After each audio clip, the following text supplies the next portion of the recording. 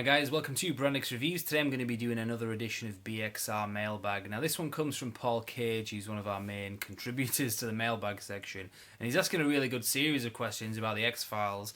Now I'm not going to be able to answer it all in this one video because it's quite an expansive question, as Daniel Craig said in the film Layer Cake. No, I'm not homosexual for using that word. If you've seen Layer Cake, you'll get the reference. But yeah, no, it's one of the things where I could talk for hours about this subject, and that is the X-Files. Now, this is something that's got a lot of interest recently with the new series coming out, and pretty much I think that's what's kind of inspired this question, to be honest. So let's get to the question anyway, and let's just see exactly what kind of thing we're looking at here. So, in light of the new season of the X-Files, is it possible to talk about each season, talk about how it all got kick-started production and story-wise? How each season changed from the last and how the characters evolved season to season, cover any overall story arcs and how the new characters are introduced, any interesting production hells and how popularity altered season by season. Basically a retrospective of all the seasons. Use as many videos as you like to cover this. Show off any merchandise you like along the way. Well, that really would cover the entire special features section of a DVD bonus disc, because there's a hell of a lot of ground to cover there, and I'm just going to try to condense this first video into 10 or 15 minutes. But like you said, we can do this in more than one video now. There's going to be more videos coming up, so I think the next video that I do, I'm going to be covering the old tapes where they used to do these tapes in Europe where you'd have these sort of 2 or 3 part episodes, and they'd kind of edit them together cleverly to make these movies, basically. And if you had any of these tapes, and there were a lot of them, and I've got all of them, you'll be familiar with the layout of them. You used to get little freebies as well with them as well. So I'm going to cover that in the next video. So that's a bit of what I'm going to be able to talk about. Now, let's have a general overview of the series from the beginning. Now, it started in 1993, and it was something that was very big online. Now, in 1983, the internet back then isn't what it is today. A lot of it was to do with kind of chat rooms and text-based stuff. So the X-Files following was in chat rooms, message boards, whatever, kind of things as it existed back then. And it was a cult thing to start with in America anyway, and it grew steadily from there, and it became this massive pop culture phenomenon that is still with us today. They've actually brought the series back now for series 10. Granted, it's only a 6-episode run, based on the kind of re-emergence of popularity through Netflix. So, interestingly, a series that kind of had a lot of support from the online community in the early 90s has had almost a rebirth, well, pretty much literally a rebirth, based on the online community, i.e. Netflix, being the way of viewing a lot of movies and TVs nowadays, with people re-watching the series. Not just re-watching, but you've got a lot of younger people have been watching this who've never watched it before. So kind of I hate to use this phrase, but a new generation, I guess, of fans. Or just people who just never watched it when it was on originally.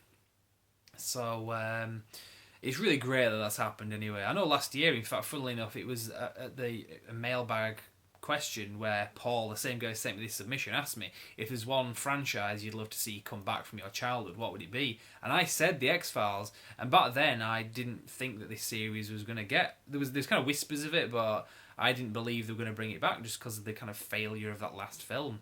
But it turned out to be the case. So here we are a year later. I got what I wanted. So, like I say, ironically, how this series got its kind of start with a big following on the internet, which was a big deal back then, has got where it is today. Now, Series 1, anyway, I'm not going to go Series 1 did this, Series 2 did this, but I'll kind of highlight. So Series 1, I think the popularity of that, and not just popularity, but if you just rewatch the episodes, you'll see what I'm talking about.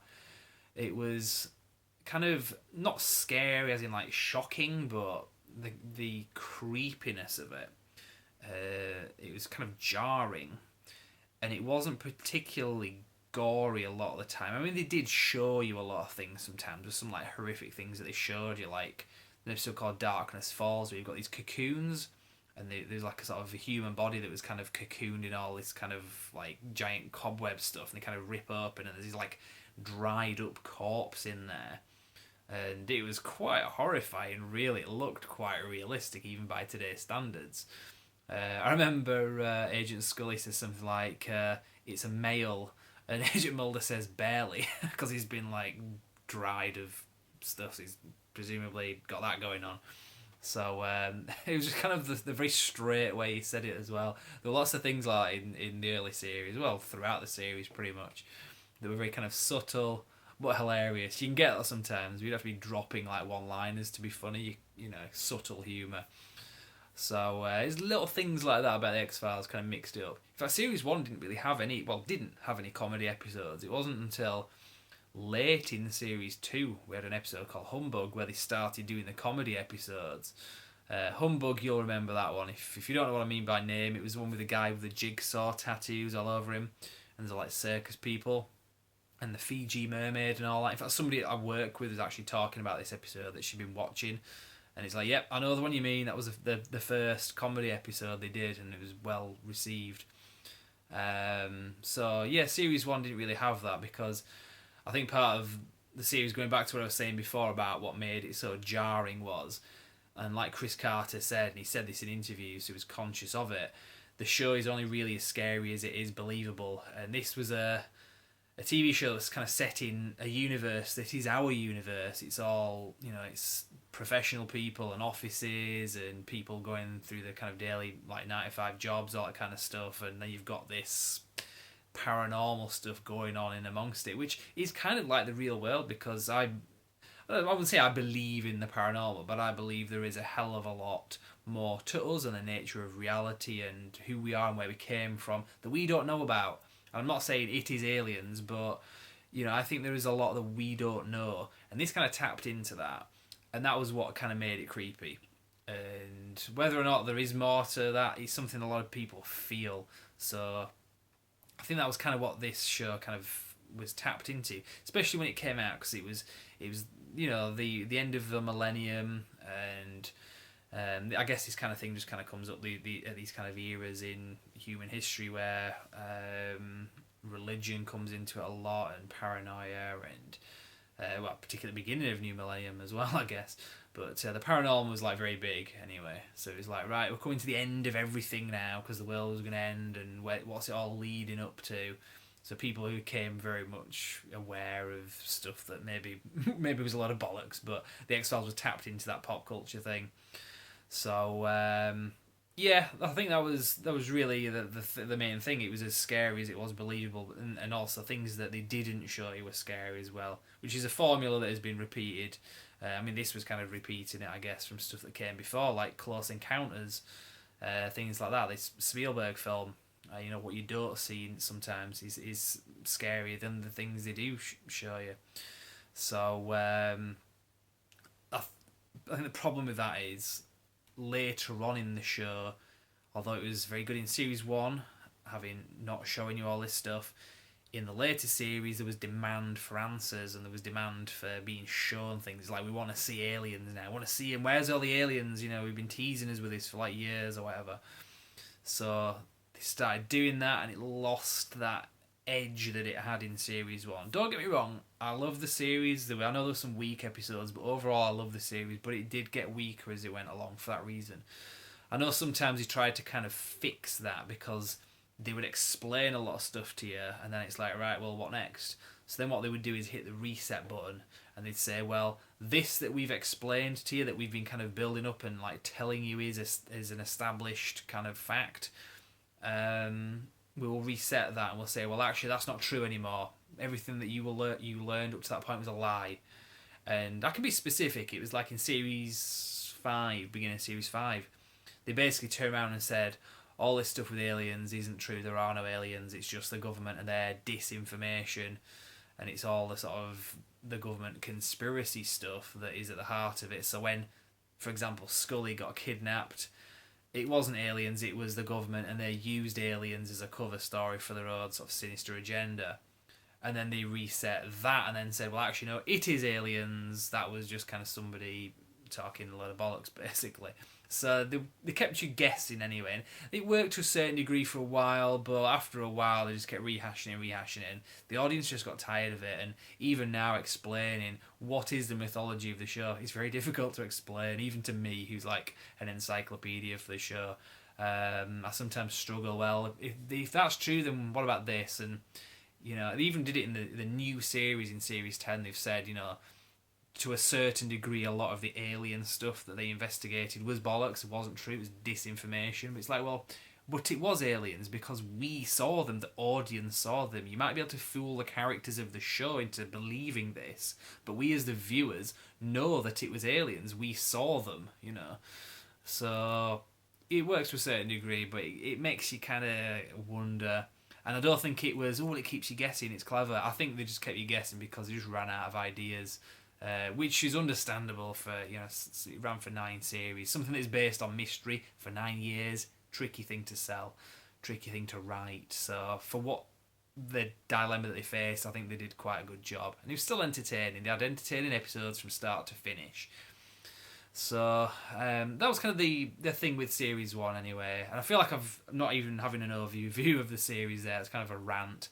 But now there was one big turning point that I kind of always noticed, and that was when they did that first film. Because Series 1, 2, 3, 4 and 5 were filmed in Canada. Series 6, 7, 8 and 9, I think they went to Los Angeles, and it was the Hollywood kind of machine, got the kind of claws into it, I guess, when they did the film. So you definitely felt a bit of a shift in tone, and it felt like almost every 2 or 3 episodes you had a comedy episode. And it got to the point where I think there were like 4 episodes in a row that were comedy episodes. And although a lot of them were quite good and a lot of them were quite funny and entertaining, it was just like, this isn't what this show started out as. And I understand things have to evolve, but it wasn't as good as the original series for that reason. And it's always tricky with TV shows. They do tend to go downhill. I mean, a lot of the great TV shows, like say Prison Break, for example, same sort of thing. It went a bit downhill towards the end. Still good, but not as good as that original series. In fact, they're talking about bringing back Prison Break, from what I understand. But, they are bringing it back from... Yeah, so that's a whole nother video there. But, so yeah, that's pretty much some of the dilemmas that they had. And like I said, when Hollywood kind of got the claws into it, you felt it. Now, the way the show ended in 2002, I was very unhappy with. I did like the characters that they brought in. They wrote Agent Mulder out in Series 8 because David Duchovny, I think, wanted to do other things. I think he turned 40 by this time, the actor had, and wanted to kind of do other things, wanted a bit of a break from it. So they wrote him out. He came back every now and again, but they brought in Robert Patrick, who was excellent as Agent Doggett, and his character was really interesting, really cool as well. But a lot of people just didn't like him. They thought, he doesn't have Mulder in, it's not the X-Files, I'm not watching it, and a lot of people just tuned out. So it didn't last long after that point, which is a real shame. But what was the point I'm making anyway? Yeah, so anyway, although I was happy with that, and Agent Reyes as well, I wasn't as fond of her, but she was good. I think she came in at the right time, and she was a great actress, don't get me wrong, but I think her character was a bit kind of unnecessary, maybe kind of a fifth wheel. But then again, you needed somebody to play off against Agent Doggett, so maybe I'm wrong, maybe she wasn't a fifth wheel. But anyway, as happy as I was with the characters, it was the way they finished the show in the last few episodes of the series. Pretty terrible. They killed off the lone gunman. I just felt completely cheated. It was so unnecessary. I've always suspected that the reason they killed the lone gunman off was because they had their own TV series, did the lone gunman, and a lot of fans were maybe wanting a second series, and they were like, no, you're not getting it. We'll kill them. Shut up. We'll just kill the characters. You're not having a second series. That's what it felt like. And then they did the last episode where it just... Agent Mulder's like a wanted man for murder, and there was this like trial, and it just fizzled out. And if you watch that last episode, it's really kind of depressing. I think that's why I didn't mind that second film, because a few years later they did this second X-Files movie, kind of undid some of the damage that I and a lot of other fans felt from that last two-parter called The Truth in Series 9. So that's pretty much it anyway. That's my kind of overview. I'm running out of time here, so I have to round this up. But that's my kind of ramble about this. I've really kind of, gone a bit further beyond what I should have done. But like I said, to answer all your questions would take many, many videos. So I'm going to leave there. The next video, like I say, you're going to see is about the tapes and the collection that I had through the 90s. The two-parters, not the box sets and stuff, but just the two-parters they kind of packaged together.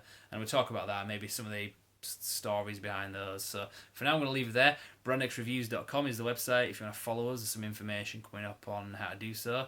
If you want to leave a mailbag request, feel free again to do so.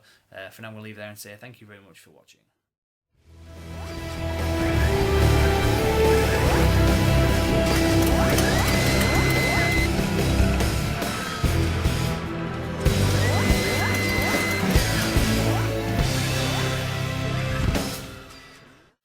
Hi guys, I hope you enjoyed the video. Just so you know, for more news, reviews and retrospectives, you can like our page on Facebook, simply called Brand X Reviews. But as well as that, you can also subscribe to us on YouTube via this video. You can also bookmark our website, which is brandxreviews.com, which is pretty much a central hub for everything that I've just mentioned. So check that out and we will see you next time. Thank you very much.